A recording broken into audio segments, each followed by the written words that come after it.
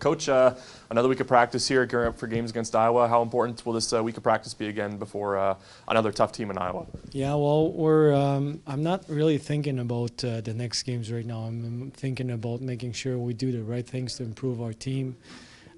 So today, again, just like the first practice last week after coming off a break, all about one-on-ones. It was a tough practice for the players, just like it was last week. But improving their one-on-one battles and pushing themselves.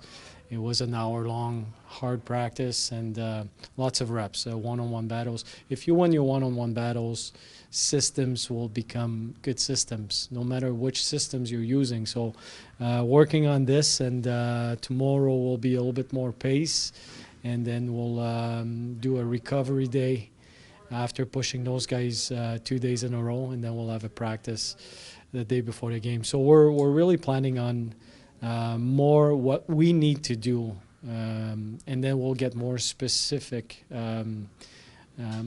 as later in the week as far as our next games. Just going back to last weekend, though, Leon Gavanka is starting to find the goals a little more easier than he was earlier this season. He's getting a lot more assists, too. I mean, what have you seen from his development on the blue line this season so far? I'd say more consistency. We know he has the skills, he has the vision, he has the mind to read the game and to play the game right. It's just about being consistent. And it's not a knock on him. It's something you have to learn at the pro level. It's hard. And at this time of the year, it's a grind.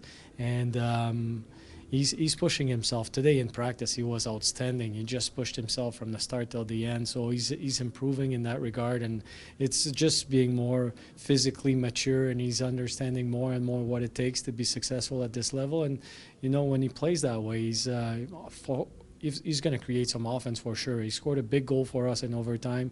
He's been productive. Offensively, we just want to take all the pieces of the puzzle together and then put them together, making sure that he's a 200-foot kind of guy. So it's all about consistency. We know it's there, just to make sure it's there all the time.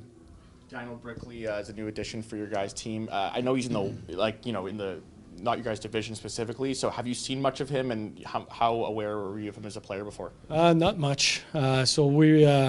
Craig Heisinger is the guy that knows all the players and the pro scouts and those guys. So that's I have.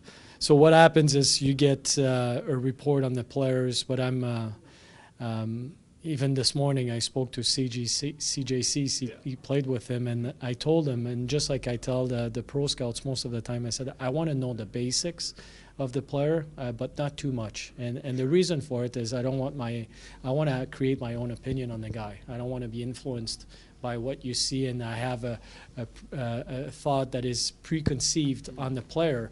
So I know he's got good hands. I know he's a big guy. I know he hasn't played a whole lot this year. He got something happened to him, but he's back. He's 100%.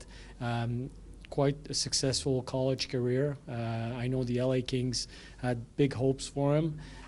Change of scenery sometimes is helpful for a player. It might be good for him, might be good for Spacek. We hope so. So I know he can move the puck. I know he's got a big body.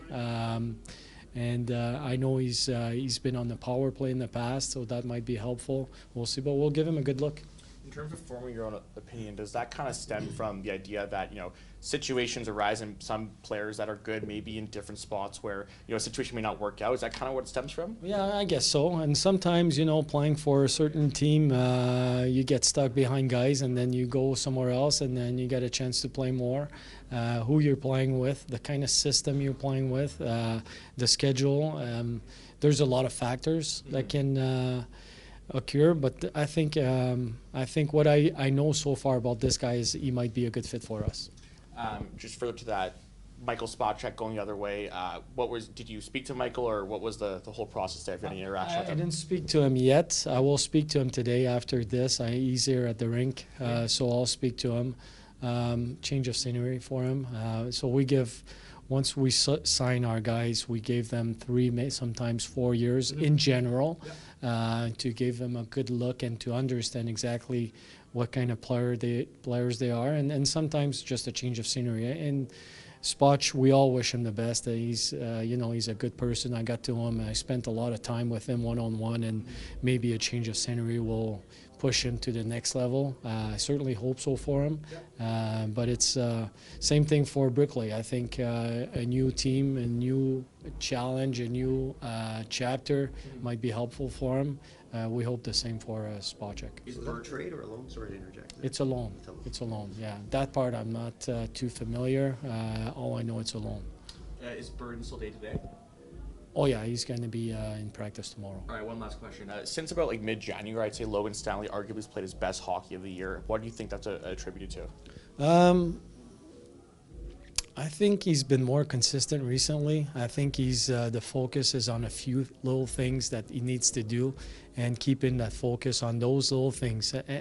Once you have a foundation of what needs to be done for yourself and to help the team and to improve as a player, having a foundation of how do you evaluate yourself after a game? So I evaluate myself on A, B, and C. Nothing more, nothing less.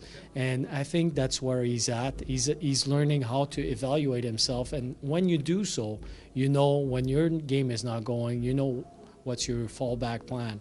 And I think that's where he's heading. He knows he needs to move the puck quick. He needs to obviously use his stick like he does, but even more so his body to box out. Just a few little things that he needs to do, and I think his focus is on that. Moving his feet, that comes in practices, that will come in the summer, getting faster and stronger. That's what I mean. But his focus is move your feet, good stick, make sure he makes that first pass really quick and boxing out. So, and he's got a great shot. So every time he can use that shot, we want to see it. He scored recently a nice goal in Belleville, actually. So it's just going back to a foundation of a few little things, and by doing that, you create confidence, and it's a cycle. You get more confident, you play a little bit better, you get more excited, and then it just builds. So I think that's where right now he's in that phase, and we want to keep it that way.